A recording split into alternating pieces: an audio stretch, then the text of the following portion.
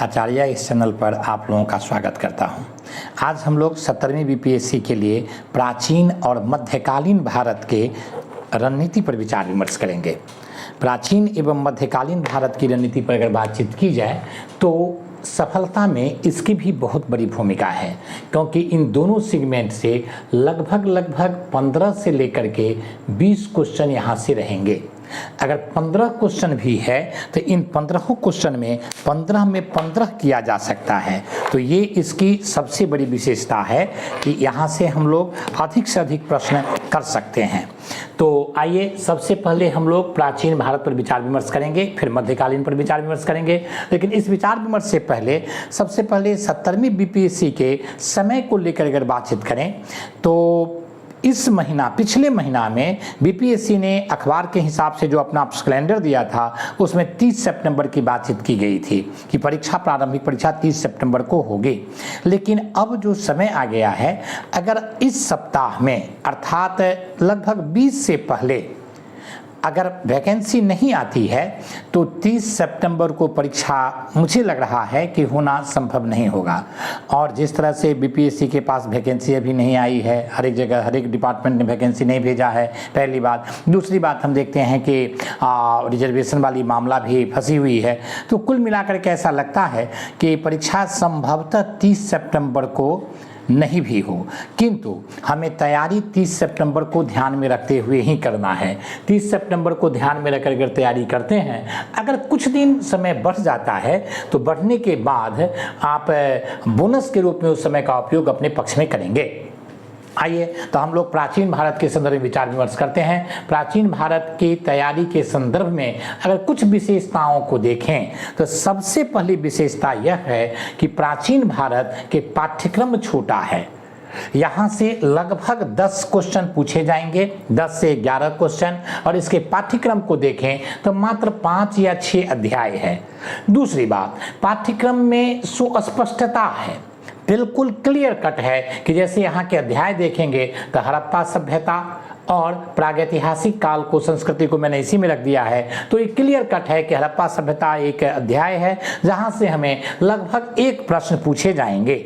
और अगर प्रागैतिहासिक संस्कृति को जोड़ दें तो प्रागैतिहासिक संस्कृति से भी एक प्रश्न पूछे जा सकते हैं। तो कुल मिलाकर के पहले अध्याय जो प्रागैतिहासिक संस्कृति और हड़प्पा सभ्यता है, यहाँ से 2 प्रश्न पूछे जा सकते हैं। तो इसकी 2 विशिष्टताएं, पहला चैप्टर सुस्पष्ट है कि कहाँ से क्वेश्चन आएंगे, कोई कंफ्यूजन नहीं है। और दूसरी बात यह है कि पाठ्यक्रम कम है, सिलेबस छोटा है। दूसरी बात, दूसरा अध्याय हम देखते हैं वैदिक संस्कृति। यहाँ से भी 1 या 2 क्वेश्चन पूछने की संभावना रही है या पूछे गए हैं। अगला महाजनपद काल, यहाँ से 1 और 2 क्वेश्चन। फिर जैन बौद्ध, यहाँ से 2 या 3 क्वेश्चन। मौर्य राज्य, मौर्य साम्राज्य, यहाँ से 3 से 4 क्वेश्चन। और गुप्त एवं गुप्तोत्तर काल से 2 से 3 क्वेश्चन पूछे गए हैं। कुल मिलाकर के देखा जाए तो 60वीं बीपीएससी से लेकर के 69वीं बीपीएससी में जो प्राचीन भारत से क्वेश्चन पूछे गए हैं वो मैक्सिमम पूछा गया आपको 69वीं बीपीएससी में। यानी 69वीं बीपीएससी में यहाँ से जो क्वेश्चन पूछे गए हैं वो 11 क्वेश्चन है, और जो सबसे कम पूछा गया जिस वर्ष भी, वहां पर 6 क्वेश्चन पूछे गए हैं। तो कुल मिलाकर के देखा जाए मिनिमम प्रश्न जो यहाँ से रहेंगे वह 7 रहेंगे और मैक्सिमम प्रश्न जो रहेगा वो 10 या 11 रहेगा। तो कुल मिलाकर के हम 10 प्रश्न यहाँ से पकड़ते हैं। इन 10 प्रश्न को अगर देखें तो जो सबसे ज्यादा फोकस इस अध्याय को किया गया है या किया जाता है वो 2 हैं। तो 5 स्टार वाले अध्याय हम देखते हैं कि आपको 2 अध्याय बनेंगे, पहला मौर्य साम्राज्य और दूसरा बौद्ध एवं जैन। ये दोनों अध्याय आप 5 स्टार में रखें। उसके बाद गुप्त और गुप्तोत्तर काल को अगर लें तो ये 3 स्टार में आप रखें। यहां से गुप्त और गुप्तोत्तर काल में अगर कनिष्क को जोड़ देते हैं, यानी कि मौर्योत्तर काल को जोड़ देते हैं, तो 5 स्टार में रखिए। महाजनपद काल 2 स्टार में रखिए, वैदिक 2 स्टार में रखिए और हड़प्पा 2 स्टार में रखिए। हम सबसे पहले 5 स्टार वाले अध्याय की चर्चा करते हैं कि इसमें हमें क्या देखना है। तो अगर प्राचीन भारत में आप देखें तो जैन और बौद्ध धर्म से अधिक प्रश्न पूछने की संभावना बनी रहती है, क्योंकि बौद्ध और जैन का संबंध बिहार से भी है। तो बिहार राज्य वाला आप देखेंगे, बिहार के पाठ्यक्रम पर भी हम लोग विचार विमर्श करेंगे, तो वहां से भी आपको जैन और बौद्ध से क्वेश्चन आते हैं। यही अगर गहराई से देख लिया जाए तो आपको यहां से 3 से 4 प्रश्न आएंगे। चूंकि बिहार वाला मैंने छोड़ दिया है इसलिए 2 या 3 क्वेश्चन यहां रखा है। अब देखिए बौद्ध जैन में हम देखेंगे क्या, तो 2-3 बातों को देखा जा सकता है। सबसे पहली बात तो यह कि भगवान बुद्ध, अगर बौद्ध धर्म की बात करें तो बुद्ध का परिचय, अब उनका नाम क्या था, उसके बाद उनका जन्म कहाँ हुआ, उनके पिताजी का नाम क्या है, उनके गोत्र का नाम, जैसे गौतम बुद्ध उन्हें कहा जाता है और गौतम उनके गोत्र का नाम है। उनकी माँ का नाम गौतमी था, लेकिन उनको गौतम गोत्र के कारण कहा जाता है। किस कुल में, जो शाक्य कुल में जन्म लिए, कब गृह उन्होंने त्याग किया था, तो कितने वर्ष में उनको ज्ञान की प्राप्ति हुई, कहाँ ज्ञान की प्राप्ति हुई, तो इस सब तरह की चीज़ें जो हैं वो आपको यहाँ से पूछे जाते हैं। तो एक परिचय की बात आप कर लें, बुद्ध की परिचय। इसी तरह से महावीर का भी परिचय कर लें।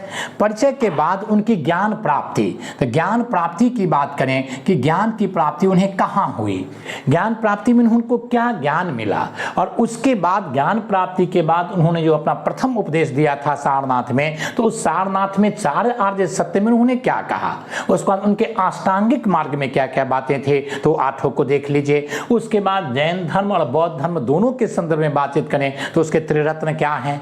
उसके बाद बौद्ध और जैन दोनों धर्म की बात करें तो उनके जो परिषद हुए हैं, जो बैठक हुई है, जो संगति हुई है, वो बौद्ध संगति और जैन की बैठक जो परिषद हुए हैं उनको देख लें कि प्रथम बैठक के अध्यक्ष कौन थे, कहाँ हुआ था, उस समय शासक कौन था, उस समय क्या निर्णय लिए गए, तो ये सब सारी चीज़ें आप देख लेंगे। तो जैसे मान लीजिए कि 4 बौद्ध बैठक हुई थी, संगति हुई थी, जैन धर्म के भी 2 महत्वपूर्ण बैठक, तो इस तरह से आप उनके जगह को, उसके अध्यक्ष को, उस समय के कार्य को, और प्रथम जो बौद्ध संगति हुई उसमें जो 2 ग्रंथ लिखे गए, सुत्त पिटक और विनय पिटक, तो आप इन दोनों के बारे में देख लें कि सुत्त पिटक की रचना आनंद ने किया, विनय पिटक की रचना उपाली ने किया, तो उसको आप ध्यान से देखें किस भाषा में थी, बौद्ध साहित्य, जैन साहित्य। तो इस तरह से जैन और बौद्ध धर्म के बारे में अगर आप ठीक से देख लेते हैं तो यहाँ से 3 से 4 प्रश्न पकड़ा जाएंगे। तो कुल मिलाकर के बौद्ध जैन धर्म के बारे में ये मोटी मोटी बातें हैं। अब हम लोग मौर्य साम्राज्य के या राज्य के बारे में बातचीत करें तो मौर्यों की बात अगर करें तो मौर्य राज्य के संदर्भ में सबसे पहला प्रश्न जो पूछने की संभावना है और निश्चित रूप से आएंगे वो प्रश्न आप देखें कहाँ से, तो पहला प्रश्न आएंगे इसके स्रोत से। मौर्यों के स्रोत को अगर हम देखें तो 2-3 चीजें इसमें देखी जा सकती है। सबसे पहला कौटिल्य के अर्थशास्त्र, कौटिल्य के अर्थशास्त्र, ये आप देख लें। कौटिल्य के अर्थशास्त्र के बारे में तो 2-3 बातें आप देख सकते हैं कि कौटिल्य के अर्थशास्त्र, पहले कौटिल्य का परिचय ले लीजिए, उसके बाद अर्थशास्त्र के बारे में, उसके बाद मेगास्थनीज की इंडिका को भी आप देखें तो यहाँ से भी आपको प्रश्न पूछे जाते हैं। और तीसरा अशोक के अभिलेख। अब अशोक के अभिलेख में कई बातें हैं लेकिन फोकस करना है आपको अशोक के दीर्घ शिलालेख पर। किस पर फोकस करना है? अशोक के दीर्घ शिलालेख पर फोकस करना है। और दूसरी चीज जो आपको अशोक के अभिलेख में फोकस करना है वह फोकस ये करना है कि गुफा लेख जो अशोक बनवाया था या दशरथ ने बनवाया था, जैसे सुदामा की गुफा, जैसे हम देखें नागार्जुनी सागर की गुफा, इसी तरह से आप देखेंगे गोपी गुफा, तो गुफा अभिलेख के बारे में। और दीर्घ शिलालेख जो अशोक के 14 थे उसमें कि कहाँ धम्म महामात्र की नियुक्ति की चर्चा है, किसमें? तो 5वें में है। स्वर्ग और नर्क की चर्चा 6ठे में है। कहाँ कलिंग युद्ध की बात की गई है? 13वें दीर्घ शिलालेख में। 12वें में वाक संयम की बात की गई है। इसी तरह से और जो बातें आपको दिख रहा है कि किस दीर्घ शिलालेख में अशोक ने अपने पड़ोसी राज्यों में जन कल्याण की बात की है, तो इसमें दूसरा दीर्घ शिलालेख होगा।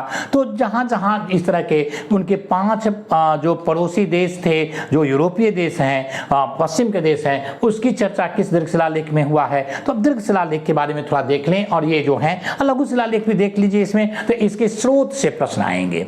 दूसरा है जो मौर्य वंश के महत्वपूर्ण शासक थे, तो चंद्रगुप्त मौर्य, और चंद्रगुप्त मौर्य के बाद हम देखते हैं बिंदुसार, और बिंदुसार के बाद हम देखते हैं कि अशोक। तो मुख्य रूप से चंद्रगुप्त मौर्य और अशोक के बारे में आप देख लें। अशोक की धम्म नीति को भी देखना आवश्यक है।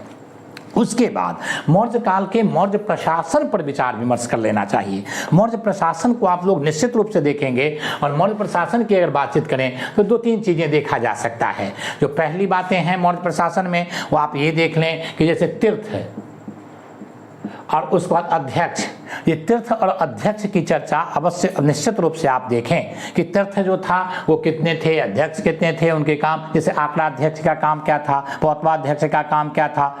इसी तरह से तीर्थ की बात करें तो समाहर्ता, सन्निधाता, व्यवहारिक, प्रादेशिक, ये सब जो हैं वो उनके कार्य और उनको देख लें आप, तो इससे चीज़ें बन जाएगी। मौर्य काल के बारे में और अगर देखना है तो थोड़ा मोटी मोटी बात मैं कह रहा हूँ, आप मौर्य साम्राज्य को ठीक से देख लीजिएगा। तो प्रशासन देख लेंगे, उस समय के आर्ट देख लेंगे, उसका स्रोत देख लेंगे, शासकों की थोड़ी चर्चा और उनके मौर्य के अशोक के धम्म देख लेंगे। अब आइए गुप्त और गुप्तोत्तर की बात करते हैं। ये दोनों अध्याय हो गए, और गुप्त और गुप्तोत्तर जो है ये 4 स्टार वाला है। तो इसमें मैंने गुप्त गुप्तोत्तर में कनिष्क को भी जोड़ दिया है। तो कनिष्क के काल के मौर्योत्तर काल में खास करके आप शुंग वंश, उसके बाद कनिष्क और शक के बारे में, थोड़ा सा इंडो ग्रीक के बारे में भी संक्षिप्त में इसको देखते हुए आप गुप्त में प्रवेश कर जाएंगे। गुप्त काल के जो अभिलेख हैं, जो गुप्त काल के स्रोत हैं, उन अभिलेखों और स्रोतों को देखने की आवश्यकता है। खास करके चंद्रगुप्त प्रथम, चंद्रगुप्त द्वितीय, समुद्रगुप्त, कुमारगुप्त और स्कंदगुप्त, इनको आप गुप्त काल में 1, 2, 3, 4 जो प्रमुख कार्य है, जैसे हुन का आक्रमण किसके समय में हुआ, जैसे नालंदा विश्वविद्यालय की स्थापना किसके समय में हुई थी, जैसे विक्रमादित्य की उपाधि किसने लिया, क्यों लिया, शक को किसने पराजित किया, और उस पराजय के बाद उसने विक्रमादित्य की उपाधि लिया और एक सिक्का ढाला था, तो चांदी की सिक्का। तो इस तरह से गुप्त काल में सिक्का को क्या कहा जाता है, तो इस तरह की चीज़ों को आप यहाँ पर गुप्त काल में देखेंगे। उसके बाद गुप्तोत्तर काल की बात करें तो इसमें मुख्य रूप से हर्षवर्धन देख लेंगे, उसके बाद पल्लव देख लेंगे, उसके बाद हम देखते हैं उत्तर गुप्त देख लेंगे। तो ये सब चीज़ें आपको कहीं ना कहीं काम में आ जाएंगे। तो गुप्त और गुप्तोत्तर काल के बारे में अगर देख लेते हैं 2 से 3 क्वेश्चन यहां से आपको फंसेंगे गुप्त और गुप्तोत्तर काल से, और उसके बाद मौर्य काल से तो 3 से 4 हो ही गया। जैन बौद्ध के बारे में अगर देखा जाए 3 से 4 क्वेश्चन यहां से आ जाएंगे। महाजनपद काल में देखें तो महाजनपद काल जो 2 स्टार है, इसमें 16 महाजनपद के आप राजधानी देख लेंगे। विशेष करके जो बिहार में महाजनपद, जैसे अंग महाजनपद, जैसे मगध महाजनपद, तो आप इनको और सारे 16 महाजनपद की राजधानी। उसके बाद थोड़ा लोकेशन, अब नर्मदा से उत्तर में कितने महाजनपद और नर्मदा के दक्षिण में कितने महाजनपद, अब भारत के अफगानिस्तान वाले क्षेत्र में कौन कौन महाजनपद थे, किस महाजनपद के कौन महत्वपूर्ण शासक, चंद्रप्रद्योत कहाँ का शासक था, आपको ये सब कुछ देख लेना है। उसके बाद आइए वैदिक संस्कृति। वैदिक संस्कृति भी 2 स्टार में है। इसमें मुख्य रूप से वैदिक साहित्य आपको देखना है। क्या देखना है? वैदिक साहित्य।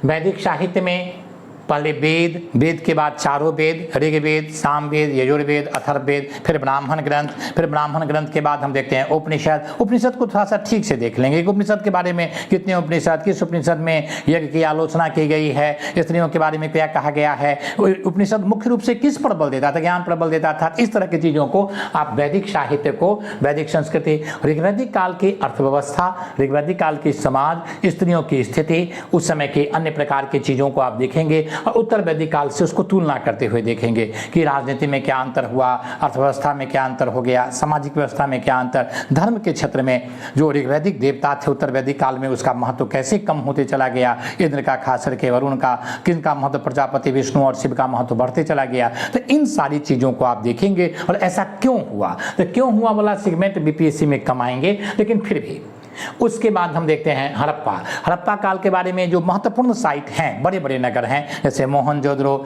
जैसे हड़प्पा, जैसे हम देखते हैं कि लोथल, जैसे धौलावीरा, जैसे भड़ंगपुर, जैसे रोजदी, जैसे आलमगीरपुर, या जो भी इस तरह के शहर हैं, चान्होदरो, उन सारे के बारे में 5-5, 4-4, 3-3 तथ्य देख लेंगे। जैसे सिटाडेल के बारे में कि कहाँ का समलंब चतुर्भुज के आकार का था, कहाँ के सिटाडेल जो है सो समानांतर चतुर्भुज के आकार के थे, कहाँ सिटाडेल था ही नहीं, सिटाडेल का अर्थ हुआ दुर्ग, कहाँ दुर्ग नहीं था।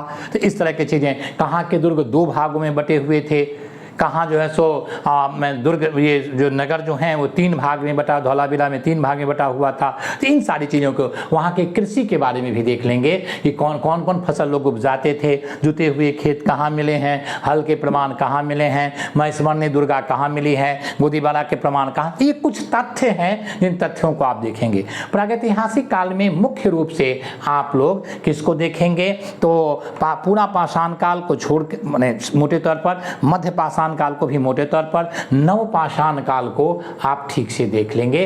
और खास करके जो भारत का लोकेशन है, बिहार में जो कुछ जगह हैं, चेचर, चिरांद, इन सब को देख लेंगे।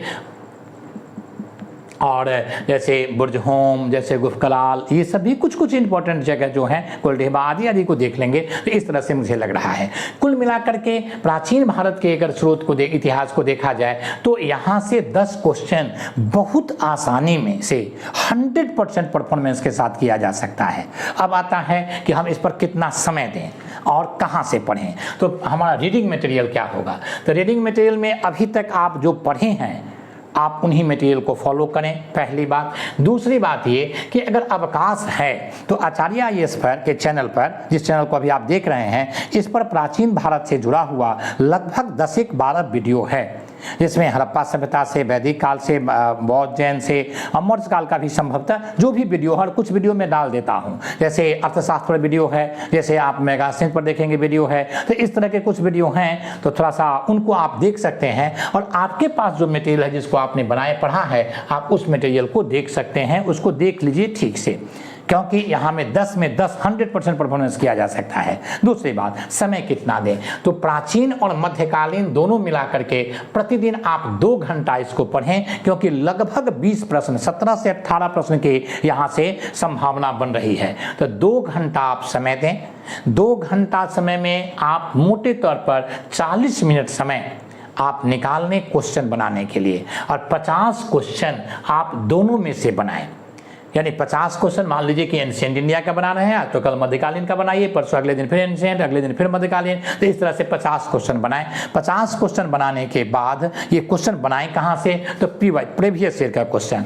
प्रीवियस ईयर के क्वेश्चन में जो पहले हमने रखा था, पहली बात ये कि आप UPSC के क्वेश्चन बनाइए, दूसरा UPPC से क्वेश्चन बनाइए, मध्य प्रदेश, बिहार, उत्तर प्रदेश, जितने राज्य हैं सिविल सेवा, उस सभी के क्वेश्चन। अगर SSC का भी क्वेश्चन आ जाता है तो SSC वाला भी क्वेश्चन बना लीजिए, CDS के क्वेश्चन बना लीजिए, NDA का क्वेश्चन बना लीजिए। जो क्वेश्चन प्रीवियस ईयर में कहीं भी पूछा गया है, ये टीचर वाला जो परीक्षा हो रही है उससे बना लीजिए। मूल बात यह है कि आप रिजल्ट कैसे लें, आपने क्या पढ़ा, क्या पढ़ रहे हैं, उन संदर्भों में महत्वपूर्ण यह है कि रिजल्ट कैसे हुआ। जब रिजल्ट के लिए काम कर रहे हैं तो क्या प्रीवियस ईयर में जो भी क्वेश्चन पूछे गए हैं वो इंपॉर्टेंट हैं, और वो आपको कहीं ना कहीं से संकेत दे देगा कि इस तरह के प्रश्न आते हैं इस चैप्टर से, अतः इस तरह के प्रश्नों पर हमें नजर रखना है। तो एक कहीं ना कहीं आपको एक समझ विकसित हो जाएगी कि किस तरह के प्रश्न पूछे जाते हैं। तो आइए, तो प्रश्न की बात हो गई, मटेरियल की बात हो गई, समय कितना देना है, और दूसरी बात जब प्रश्न बनाए तो जितना प्रश्न गलत हो रहा है उसको सेम डे उसी समय में आप उसको फुलफिल कर लीजिए। रिजल्ट ओरिएंटेड तैयारी का अर्थ यही है कि कोई भी कार्य अगले दिन के लिए पोस्टपोन्ड नहीं करना है। चलिए अब आते हैं मध्यकालीन भारत पर। मध्यकालीन भारत पर अगर देखें तो यहाँ से जो प्रश्न पूछने की प्रवृत्ति रही है वो प्रवृत्ति यह रही है कि मोटे तौर पर जो क्वेश्चन मैक्सिमम पूछे गए हैं वो 11 और मिनिमम पूछे गए हैं तो 5।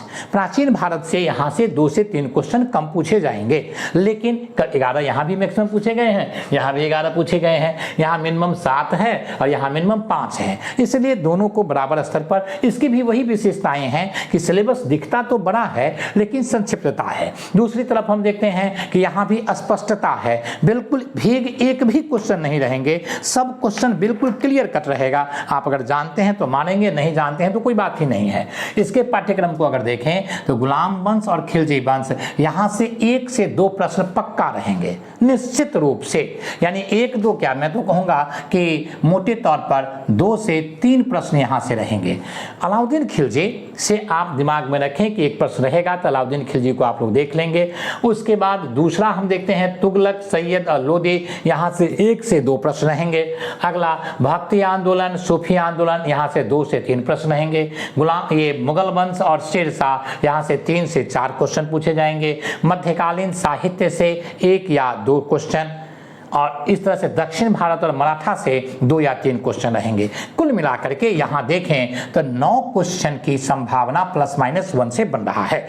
इसमें अब सबसे इंपॉर्टेंट को अगर पकड़ेंगे, 5 स्टार अगर देंगे तो वो हो जाएगा आपको मुगल का हम देखते हैं 1, 2, 3, चौथा अध्याय अगर यह है तो इसमें आप 5 स्टार मुगल में दे दीजिए। किसी वर्ष मुगल से ऐसा नहीं है कि 3 क्वेश्चन से कम पूछे गए हों, और 5 क्वेश्चन तक यहाँ से पूछे गए हैं। तो मुगल को सबसे पहले हम देख लेते हैं। उसके बाद आप अगर 5 स्टार किसी को देंगे तो 5 स्टार वाला तो कोई वैसा है नहीं इसमें, लेकिन यहाँ पर आप इसको 4 स्टार दे दीजिए। खिलजी और तुगलक वाला, खिलजी और गुलाम वंश जो है उसको 4 स्टार दे दीजिए। भक्ति सूफी को 4 स्टार दे दीजिए, और मराठा वाला जो है इसको 4 स्टार दे दीजिए, और बाकी जो हैं वो 2 स्टार में आ जाएंगे या 3 स्टार में आ जाएंगे, और बाकी 2 अध्याय बच ही गया है। तो कुल मिलाकर के सबसे पहले हम लोग मुगल पर विचार विमर्श करते हैं। मुगल की बातचीत करें तो मुगल में सबसे पहले आप मुगल काल में जो साहित्य लिखे गए हैं उस साहित्य को आप देख लेंगे स्रोत के स्तर पर। दूसरा, जो शासक प्रमुख रहे हैं जैसे बाबर, जैसे आपको हुमायूं, तो हुमायूं से कम क्वेश्चन रहेंगे, बाबर से भी, लेकिन अकबर, जहांगीर, शाहजहां, औरंगजेब, ये 4 शासक जो हैं यहाँ से आपको मोटे तौर पर 2 प्रश्न रहेंगे ही रहेंगे। तो इस तरह से शासक को देख लेंगे। उसके बाद मुगल प्रशासन की बात करें तो मुगल प्रशासन में खास करके मनसबदारी, जागीरदारी व्यवस्था, उसके बाद मीर बख्शी का पोस्ट जो था उस समय वजीर, उस समय आप देखेंगे कि वो उस समय के भू राजस्व प्रबंधन, आयने दहसाला, और उसके तहत भूमि को कई भागों में पूलज भूमि, चर्ची, पड़ती भूमि, चाचर, ये सब बंजर, तो ये जो भूमि का विभाजन है, राजस्व के दर कितने थे। उसके बाद है शेरशाह के बारे में भी यहाँ पर मैंने लिखा है, शेरशाह के बारे में भी, उसके प्रशासन के बारे में देख लेंगे। फिर प्रांत कितने थे, प्रांतीय प्रशासन कैसे चल रहा था, फिर जिला के प्रशासन, परगना के प्रशासन। तो इस तरह से हम मुगल काल का देखते हैं प्रशासनिक व्यवस्था। उसके बाद मुगल काल के प्रशासन के बाद अगर देखें तो उस समय स्थापत्य में भी काफ़ी विकास हुआ। तो मुगल कालीन स्थापत्य से भी प्रश्न पूछे जाते हैं। तो मुगल कालीन स्थापत्य के संदर्भ में खास करके अकबर के समय में, खास करके शाहजहां के समय में, और जहांगीर के समय भी कुछ कार्य हुए हैं। तो इस तरह से जहांगीर, अकबर और शाहजहां के समय में। चित्रकला की बात करें तो मुख्य रूप से अकबर और जहांगीर के समय में जो चित्रकला का विकास हुआ, जो चित्रकार थे, उन चित्रकारों की चर्चा भी आप इसमें करेंगे। तो इस तरह से चित्रकला, स्थापत्य कला, प्रशासन और मुगल शासक के जो अभियान हैं, जो अन्य प्रकार के कार्य हैं, उसके बारे में देखेंगे। विशेष करके औरंगजेब और अकबर की धार्मिक नीति की भी चर्चा, जैसे जजिया कर को उसने कब खत्म किया, दास प्रथा को कब खत्म किया, औरंगजेब ने जजिया कर कब लगाया, उसने अन्य प्रकार कलमा खुदबाना कब बंद करवा दिया, सिक्का पर नाना प्रकार की चीजें हैं। तो उन तथ्यों को, कब उसने बनारस के मंदिर को तोड़ा था, कब मथुरा के केशव राय मंदिर को तोड़ा था, तो इस सारी बातों को औरंगजेब के संदर्भ में बोल रहा हूं। तो इन सारी चीजों को आप देखेंगे। उसके बाद जो अगला अध्याय है मुगल काल के बाद हम देखें तो भक्ति सूफी। भक्ति सूफी में, भक्ति संत में मुख्य रूप से कबीरदास, गुरु नानक, उसके बाद महाराष्ट्र के संत जिसमें नामदेव, एकनाथ, तुकाराम, ये सब हैं, ज्ञानेश्वर, इनके बारे में। फिर अलवार और नैनार संत। अलवार के बारे में जानते हो कि विष्णु के भक्त होते थे, अंडाला उसमें एक स्त्री थी, और नैनार संत जो थे वो शिव के भक्त होते थे दक्षिण भारत में। और इसमें हम देखते हैं समंदर और नाना प्रकार के, इस तरह से 63 ये संत थे, ये 11। तो इस तरह से आप इनको अलवार और नैनार को देख लेंगे, ये इंपॉर्टेंट है। और उसके बाद गुरु नानक देव जी, कबीरदास जी, उसके बाद तुलसीदास जी, चैतन्य महाप्रभु, मीराबाई, ये सब भक्त संत रहे हैं। और उसके बाद आप देखेंगे सूफी आंदोलन में खास करके चिश्ती सिलसिला, सूफी आंदोलन में क्या देखना है, चिश्ती सिलसिला। उसके बाद चिश्ती के बाद जब दूसरा देखेंगे नागौरी, बिहार में फिरदौसी सिलसिला भी काफ़ी इंपॉर्टेंट रहा है, तो फिरदौसी के बारे में देख लेंगे। नक्शबंदी और कई सिलसिला थे, तो उसमें से खास करके इन संतों के बारे में देख लेंगे, विशेष करके आपको निज़ामुद्दीन औलिया के बारे में और इस तरह के, तो ये हो गया। उसके बाद अगर गुलाम वंश आए तो गुलाम वंश की चर्चा हम लोगों ने कर ही लिया है। इल्तुतमिश यहाँ से देखेंगे, अलाउद्दीन खिलजी यहाँ से देखेंगे। तुगलक में दो तुगलक शासक, एक आप मोहम्मद बिन तुगलक, खास करके उसकी परियोजना राजधानी परिवर्तन, तो उसके बाद कराची अभियान, तो उनके द्वाब में कर वृद्धि, तो ये सब जो चीज़ें हैं उसके बारे में देख लेंगे कि मोहम्मद बिन तुगलक के बारे में कुछ उन्होंने क्षेत्र का एक्सपेंशन किया, कुछ क्षेत्र उसके समय में निकल गया, तो ये सब चीज़ें आप देखेंगे। उसके बाद फिरोज शाह तुगलक, फिरोज शाह तुगलक के बारे में वही कि उसके जो कुछ जन कल्याणकारी कार्य तथाकथित जो लोग कहते हैं, जैसे खैरात विभाग की स्थापना, जैसे दीवाने बंदगान उन्होंने किया था दास उसको लेकर के, तो उसके समय के जो कुछ इस तरह के कार्य हैं उन कार्यों को देखना है। और फिरोज शाह तुगलक में एक नहर बनवाया था उसने कर लगाया था, सिंचाई कर, तो ये भी देख लेंगे कि उसका नाम क्या था, कितना % था।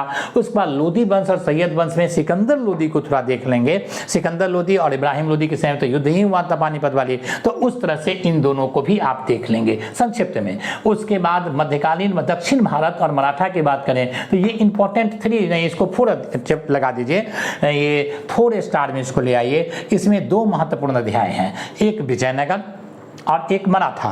तो विजयनगर बहमनी दोनों दक्षिण भारत में आ जाएंगे, लेकिन खास करके विजयनगर में किसने स्थापना की, कब की, हरिहर बुक्का के बारे में थोड़ा थोड़ा, देवराय के बारे में, फिर उसमें तुलु वंश कौन कौन वंश थे, संगम वंश, सालू वंश, तुलु वंश, तो ये आप देखेंगे। कृष्णदेव राय का संबंध कृष्णदेव राय को ठीक से देख लिया जाए, कृष्णदेव राय से मोटे तौर पर और शिवाजी से एक एक प्रश्न रहने की संभावना मान लिया जाए, और रहेंगे ही। तो इस तरह से कृष्णदेव राय किस वंश के थे, कब से कब तक शासन किया था, उनके दरबार में जो अष्टदिग्गज थे वो क्या थे, उन्होंने स्वयं किताब अमक्तमाल दे लिखा था, क्या क्या उन्होंने लिखा था, कई किताब, जामवंती कल्याणम भी उनकी किताब है। तो इस तरह से आप इन चीज़ों को देखेंगे। और शिवाजी जी महाराज के बारे में तो विस्तार से ही देखने की आवश्यकता है। तो शिवाजी के जो उनके यहाँ आपको इनके यहाँ अष्टदिग्गज था, इनके यहाँ अष्टप्रधान था, तो अष्टप्रधान का संबंध प्रशासन से था। तो ये उनका विजय अभियान शिवाजी का, कि किस साल उन्होंने मुगलों को, बीजापुर को, किसको कैसे कैसे उन्होंने पराजित किया, तो इस तरह से इन चीज़ों को देखना है। स्रोत के स्तर पर देखें तो स्रोत के स्तर पर आप कोई भी किताब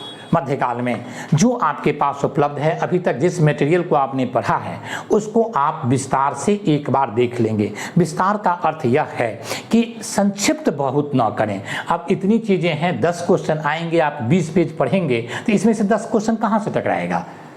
आप 10 क्वेश्चन के लिए कम से कम 50 पेज का मटेरियल जरूर पढ़ें, और 50 पेज प्रिंट वाली मटेरियल, कम से कम हर एक चीज़ के बारे में थोड़ा मोड़ा होना चाहिए, क्योंकि परीक्षा भी आप ऑफिसर बनने जा रहे हैं। तो इस तरह से बहुत संक्षिप्तता बहुत अच्छी बात नहीं है, ये अच्छी रणनीति का भाग नहीं माना जाएगा। तो इस तरह से आप यहाँ पर पढ़ें। फिर वही इन कुछ चीज़ों को दोनों के संदर्भ में मैंने टाइम के बारे में बता दिया, ये बता दिया। इसके संदर्भ में अपने चैनल पर मटेरियल कम है, तथापि मैं कोशिश कर रहा हूँ अगले 4-5 दिन में यहाँ से कुछ इंपॉर्टेंट जो परीक्षोपयोगी चीज़ होगा उसका वीडियो बना करके जल्दी जल्दी डाल दूँ।